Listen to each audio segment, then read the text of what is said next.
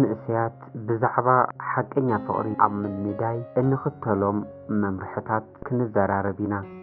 ኣብዚ ዛንታ ውሽጢ ንመንእስያት ዝጠቅም ትምህርቲ ናይ ሓቂ ፍቕሪ ክነዋግዕ ኢና። እዚ ትምህርቲ እዚ ኣብ ህይወትኩም እንተተግቢርኩምዎ ፍቕርኩም ኣብ መሬት ኣይኮነን ኣብ ሰማይ ክዕንብብ እዩ። ስለዚ ንሓቀኛ ፍቕሪ ብኸመይ ከም ትቐርቡን እንታይ ክትገብሩ ከም ዘለኩምን ዓበይቲ ነጥብታት ክንመሃር ኢና። ሰናይ ምክትታል።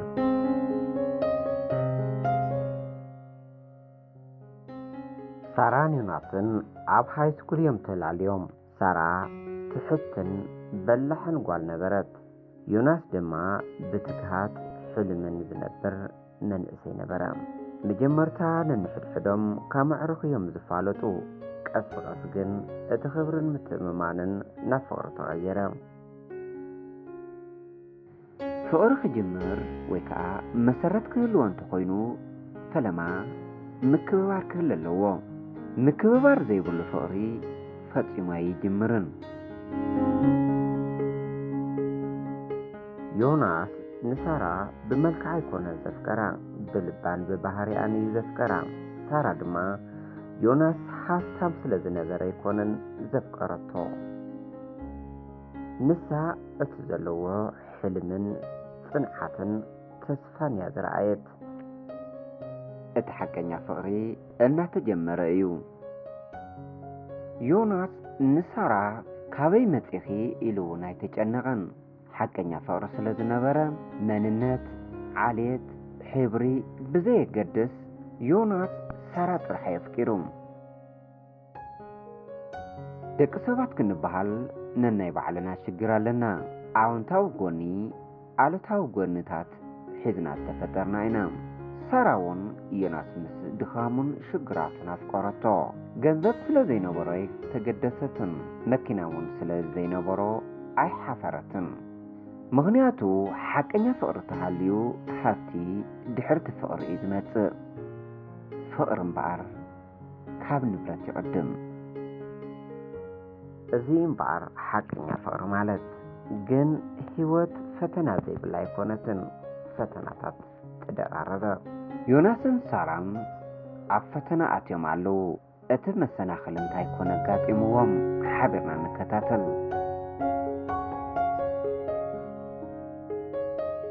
ሓደ መዓልቲ ኣቦ ዮናስ ብሕማም ወደቐ። ስድራ ቤቱ ኣብ ከቢድ ፀገም ኣተወ። ዮናስ ትምህርቱ ንግዚኡ ክገድፍ ተገዲዱ።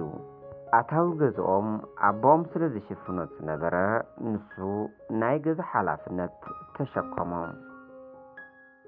ትምህርቲ ብምግዳፍ ስራሕ ብምስራሕ ንስድራ ቤቱ ክሕግዝ ጀመረ። ኣብቲ ግዜ ብዙሓት ኣዕሩኽ ነበርዎ። ኩሎም ኣዕሩኽቱ ድማ ናይ ግዚያዊ ጥቕሚ እምበር ዘላቒ ፍቕሪ ኣይነበሮምን።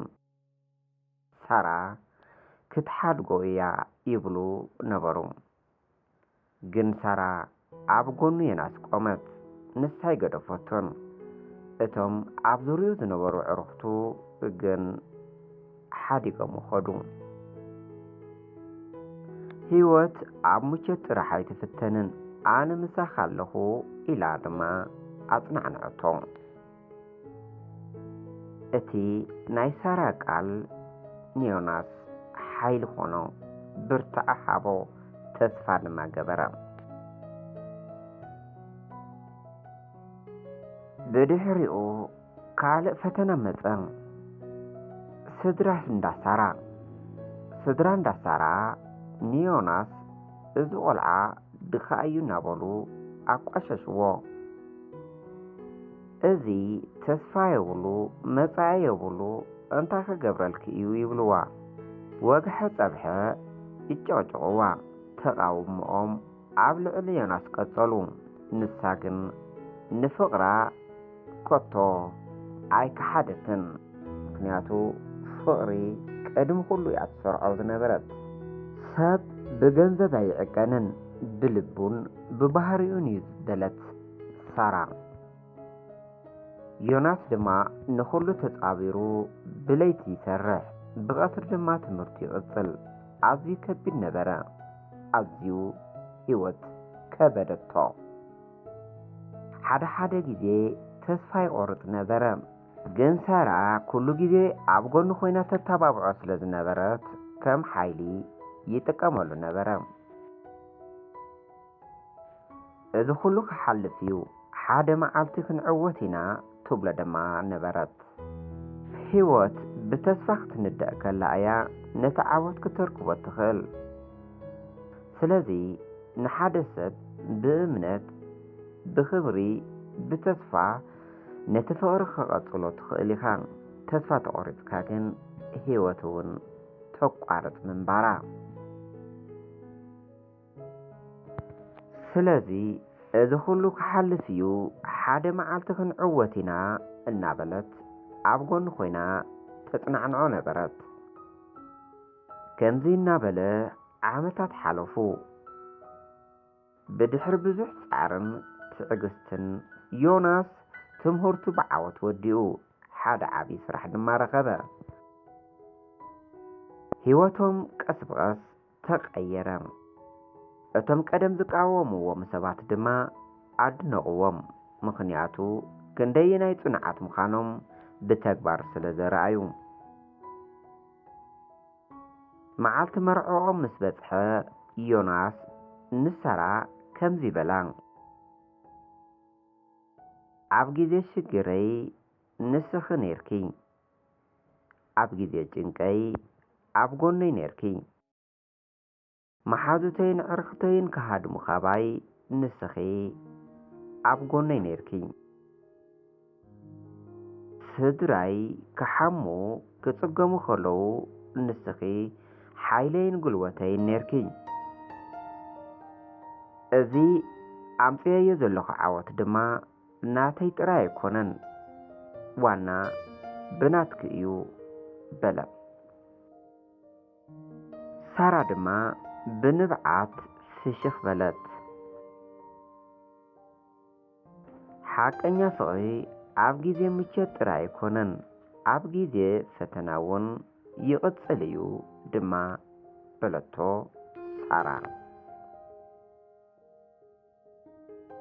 ስለዚ ክቡራትን ፍትዋትን መናእሰያት ኣሕዋትና ሓቀኛ ፍቕሪ ማለት ምትእምማን፣ ትዕግስቲ፣ ምድግጋፍ፣ ምትሕልላይ እዩ። እቲ ኣብ ግዜ ሽግር ዘይሓድገካ ሰብ ንሱ እዩ ብሓቂ ዘፍቅረካ።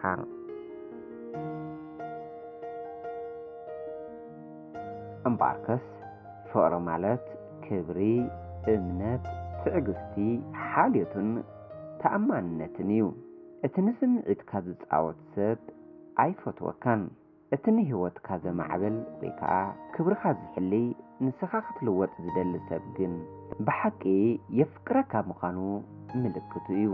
ሓቀኛ ፍቕሪ ናይ ዘረባ ዘይኮነ ናይ ተግባር ስለ ዝኾነ ሓቀኛ ፍቕሪ ንልቢ እምበር ንዓይኒ ኣይኮነን። ኣብዛ ሓላፊት ዓለም ፍቕሪ ናይ ዘለዓለም ንህነፅ። ተወሳኺ ናይ ህይወት ፍቕርን ትምህርትን ንምርኣይ ሳብስክራይብ ግበሩ። እንተፈቲኹምዎ እውን ላይክ ሼር ግበሩ። ማኣዲ ፍቕሪ ቅመሱ። ሰላም